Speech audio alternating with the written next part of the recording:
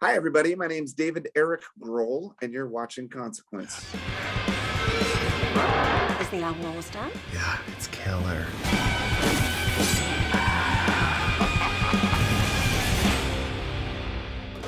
Here you go, man. Finish the song. You did.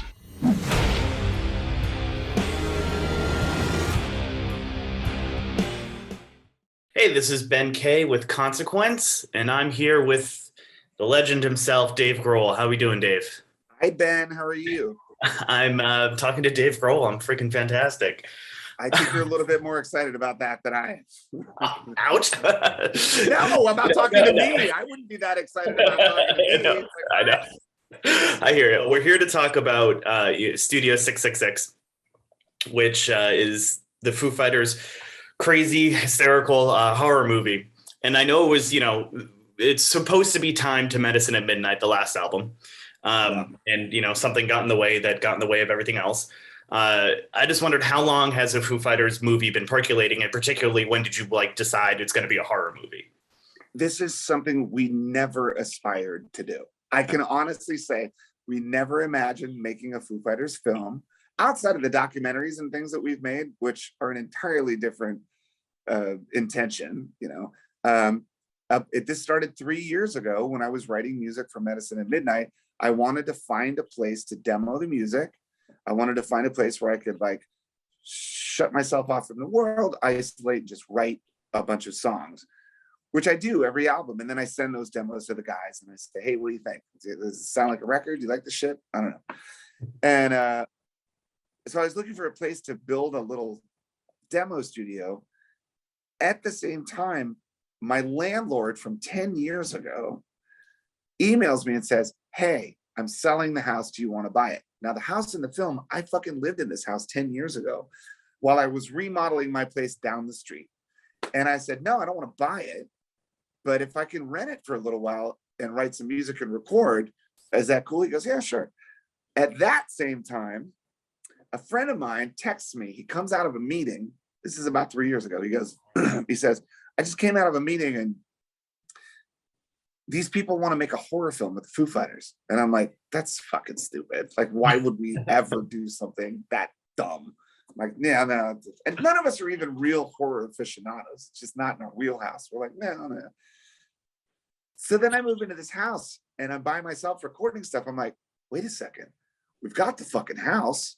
This is perfect.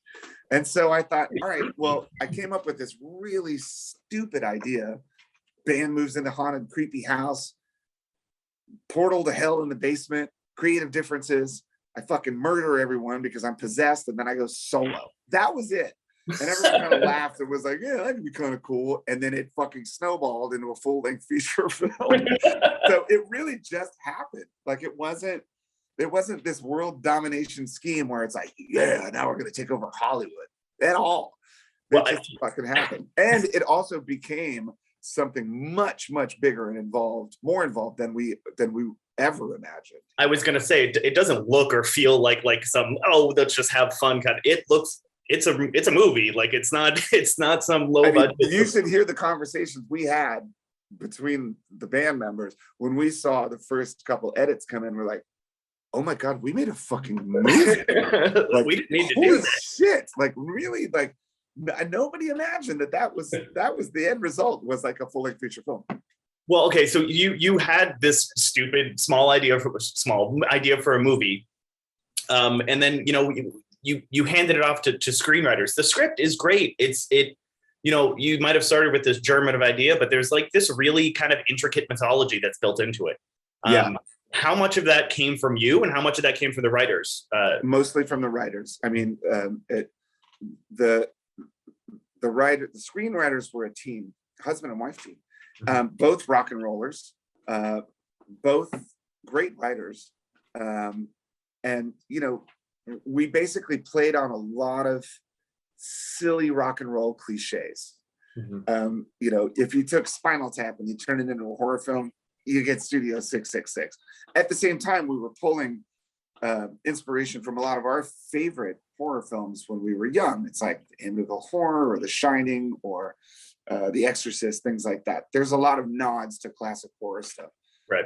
But it's a rock and roll movie. It's like an ensemble cast that is the Foo Fighters. So it really did, it became a lot more involved when the screenwriters started to elaborate on the idea. And not only that, but they would come to the studio while we were in that house making Medicine at Midnight, just to sort of like get a feel for the dynamic between the band members. So Right. they realized that we had to be ourselves, but they had to write us as characters in a horror film. So a lot of those cliches and a lot of the dynamic are true. Right. They're just sort of like blown way out of proportion into a fucking gory slasher film. Into a comedy horror movie, yeah. I mean, it's great that they got a chance to spend time with you guys and actually learn about everybody's personality. I think most people are probably kind of understand, like, Dave Grohl can do this if he wanted to. We've seen you act in, like, everything from like Drunk History to The Pick of Destiny, right? But I think people are going to be surprised at how good the guys are, how good everybody else is. Like, yes. Tommy and Pat and Nate are kind of fantastic. Yes, they're amazing. Like, I love it when the two of them are sort of like this comedy duo running around the house being chased by demons. It's right. Like, I'm watching that and I'm thinking, this is Laurel and Hardy. This is fucking amazing. Pat's screams during those things are just hysterical. Yes. But like, did you expect that, or did you work with them at all? How did you guys prep for turning into actors all of a sudden? Well, I think the last 25 years of making ridiculous music videos were enough preparation. We're a lot of the videos that we've made, some of them I'll direct, and I'm behind the camera saying like, Pat, fucking punch Taylor in the face. Just do it. Just fucking do it. It's not like a Kubrick or a Scorsese working with like these seasoned veterans. It's a bunch of us shouting at each other on set. So, this was the first time where we had to like walk in front of a camera and recite lines. Mm-hmm. It was not easy for us. Mm-hmm. So it took 5, 10, 15, 20 takes per scene. And by the time we got to that 20th take, it was inevitable. Now we're fucking riffing and improvising and bouncing off of each other as we do, which is great because that's where you sort of get like, you get that like more real or natural feel with the characters. Right. And, that being said, like, yeah, you're right. Like, I think fucking Rami Jaffee is a great actor. I don't know if he knows that yet, but he's, I'm saying he could be the next Paulie Shore. I think the next Paulie Shore. I think Encino. Wait, no, he wasn't in Encino. I mean, Biodome 2. Biodome, Rami, fucking son-in-law. Like there's a catalog there you could really fall back on. I was going to ask if there was a lot of improvising, but you already kind of, yeah. I mean, 20 takes in, you guys were able to riff around with each other. Did a lot of that make it in? Here's the thing, Ben. Like, someday, just come backstage and hang out with us, the 6 of us, the hour before a show where everyone's like doing shots of Crown Royal and drinking Coors Lights. It's a fucking comedy special. It just is that way. It's like bam, bam, bam, bam, bam. And I feel so bad for anyone that gets stuck in the middle of a situations like that. But yeah, then it becomes easy, I think that no one's afraid of being goofy when it's just the 6 of us. Right. No one's afraid of being like weird or fucked up or offensive. Or, like when it's the 6 of us, it's like, it's a horror film, believe me. Right. Well, besides the comedy aspect of this horror film, one of the great trademarks of a horror movie is the kills, right? Now, I don't know how much of that, again, was in script. How much of that did you guys kind of play around with? And I know you had a special effects guy, Tony Gardner, had a lot to do with it. So how do those kills come about? And without giving away too much, could you point to your favorite? Okay. Yeah. So Tony, we've known for a little while because he did the prosthetics on our Run video, the video where we're senior citizens. Mm-hmm. He was the one that did all the casting and made those prosthetics to make us look old. He is the sweetest, nicest, kindest, like meek, gentle, amazing dude. It's crazy that his job for the last 40 years, I mean, he's a special effects legend in Los Angeles, in Hollywood. His job is to come up with the most brutal, gory shit you could possibly fucking imagine. But he has a great sense of humor too, and he likes to have fun with it. So as we were writing the script, a lot of those kills weren't necessarily written into the script. We were just walking around the house with Tony, like, okay, fuck, how should we kill Chris? He's like, oh, I know. or what should we do with Rami? He's like, oh, I know. And literally like with a notepad, like Rami gets it like this, Taylor gets it like this. So, I mean, I have to say it's easy to pick the most glorious kill scene in the movie, which was fucking Tony's idea. And let's just say during the filming of that scene, all I heard was the sound of a fucking chainsaw and the director screaming, more blood, more blood, more blood. And watching the special effects dude with the pump just going, trying to spray as much fucking blood as he could. Like, yes. Once you see the movie, you'll know what I'm talking about. I mean, it's going to go down in history. I don't think I've seen that one yet. It is memorable. It is memorable. Besides all the gore, there is this like actual band recording of an album stuff going on in the movie. How much of that is true to life? I mean, beyond the demonic possession, obviously.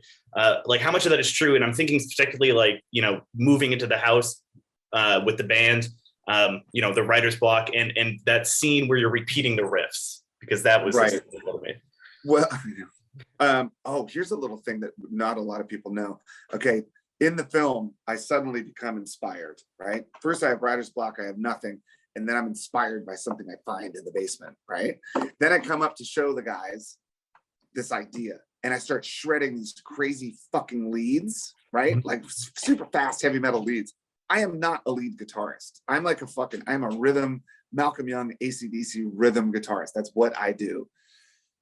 So I said to the director, I'm like, dude, I can't, there's no fucking way, I can't shred leads. And then I thought, hold on a second. You know who lives right down the street? Steve Vai lives fucking like 4 houses down from this house. And I know him. He's a friend of mine. I'm like, shit. I fucking open up my phone. I'm like, yo, Steve, we're making a horror film down the street? What are you doing? And he's like, well, I'm going to Taiwan, but I'll be back Wednesday. I'm like, all right, here's what you got to do. And so in that scene, as you see me going like, highlight on my face, and it cuts to hands, that's fucking Steve Vai because he lives right across the street. Out of here. That's hysterical. Yes. And I mean, that's the thing with the film. It's like literally open up your phone and fucking ask your friends, like, hey, you want to be in a horror film? It's like, shit. Hey, Whitney, you want to be in a fucking horror movie? She's like, hell yeah, let's do it. Will Forte, known him from doing SNL so many times. I'm like, Will, we're making a horror film. Do you want to do it? Absolutely. So it wasn't like this agent to agent fucking casting. Right. It was like literally calling your friends like, we're making a fucking horror film. I was going to ask about Lionel Richie because that cameo has it's revealed. But we were talking to the director and he said that was in the script. Like it was scripted. It was supposed to be Lionel Richie. It was scripted in the film. And I read it. I'm like, wait, do they know that I know Lionel Richie? They're like, no, you know Lionel Richie? I'm like, oh my God, fucking open up my phone. I text him, yo, Lionel, we're making a horror film. You want to do it? He was like, absolutely. Like, it was so fucking funny. And he was great, dude. I mean, everybody knows he's, a musical genius. He's a legend. He's a fucking badass. What a lot of people don't know, but may imagine, he is the sweetest human being on earth. He really is the nicest, kindest he's such a great dude. But I don't know if people know how funny he is. So his first take of that scene, he was like, we all have writer's block, but that's my song. And then he was like, hey, can I do one more and amp it up a little bit? He's like, we all have writer's block, but that's my fucking song. And he fucking dug into it so hard. We were like, yeah. That's awesome. Well, Dave, I think there's a lot of stuff in there that people are going to be psyched to see. I know it was a blast watching it. And it's been a blast talking to you. So thank you so much for your time and thanks for rocking the way you do, man. We all appreciate it. Thanks, man.